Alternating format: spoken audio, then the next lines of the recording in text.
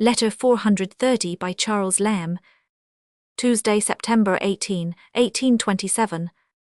Dear Hood, if I have anything in my head, I will send it to Mr.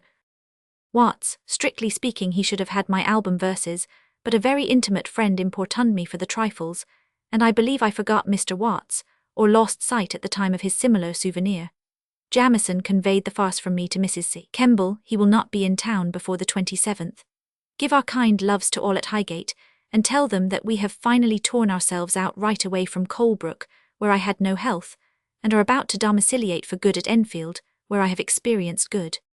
Lord, what good hours do we keep, how quietly we sleep. See the rest in the Complete Angler. We have got our books into our new house. I am a drayhorse if I was not ashamed of the indigested dirty lumber, as I toppled 'em out of the cart, and blessed Becky that came with 'em for her having an unstuffed brain with such rubbish. We shall get in by Michael's Mass. 'Twas with some pain we were avulsed from Colebrook. You may find some of our flesh sticking to the doorposts. To change habitations is to die to them, and in my time I have died 7 deaths. But I don't know whether every such change does not bring with it a rejuvenescence, tease an enterprise and shoves back the sense of death's approximating, which though not terrible to me is at all times particularly distasteful. My house deaths have generally been periodical, recurring after 7 years, but this last is premature by half that time, cut off in the flower of Colebrook. The Middletonian stream and all its echoes mourn, even minnows dwindle. A parvus fiunt minimi. I fear to invite Mrs. Hood to our new mansion, lest she envy it and rout us. But when we are fairly in, I hope she will come and try it. I heard she and you were made uncomfortable by some unworthy to be cared for attacks, and have tried to set up a feeble counteraction through the table book of last Saturday.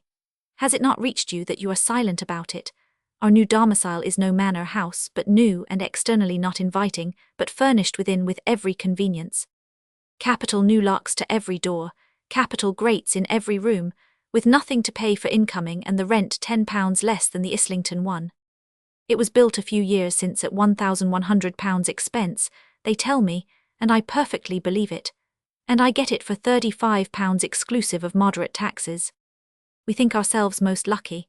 It is not our intention to abandon Regent Street and West End perambulations, monastic and terrible thought, but occasionally to breathe the fresher air of the metropolis. We shall put up a bedroom or two, all we want, for occasional ex-rustication, where we shall visit, not be visited. Plays too we'll see, perhaps our own. Urban, Sylvani and Sylvan urbanuses in turns, courtiers for a spurt, then philosophers, old homely tell truths and learn truths in the virtuous shades of Enfield, liars again and mocking gibers in the coffee-houses and resorts of London. What can a mortal desire more for his biparted nature? Oh, the curds and cream you shall eat with us here. Oh, the turtle soup and lobster salads we shall devour with you there. Oh, the old books we shall peruse here. Oh, the new nonsense we shall trifle over there. Oh, Sir T. Brown, here. Oh, Mr. Hood and Mr. Jerdan there. Thine. C. Urbanus L. Sylvanus, Elia Ambo. Enclosed are verses which Emma sat down to write, her first, on the eve after your departure. Of course they are only for Mrs. H.'s perusal. They will show at least that one of our party is not willing to cut old friends. What to call 'em I don't know. Blank verse they are not because of the rhymes they are not because of the blank verse. Heroics they are not because they are lyric they are not because of the heroic measure.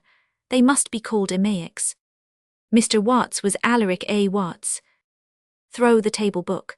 Lamb contributed to Hone's table book a prose paraphrase of Hood's plea, of the Midsummer Fairies just published, which had been dedicated to him, under the title The Defeat of Time. In a previous number, Moxon had addressed to Hood a eulogistic sonnet on the same subject. The attacks on Hood I have not sought. We shall put up a bedroom. This project was very imperfectly carried out. Indeed, Lamb practically lost London from this date, his subsequent visits there being as a rule not fortunate. Mr. Jerdan, William Jerdan, editor of the Literary Gazette. Emaics, these verses are no longer forthcoming.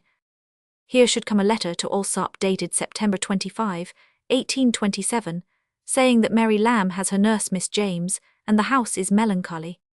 Given in the Boston Bibliophile edition,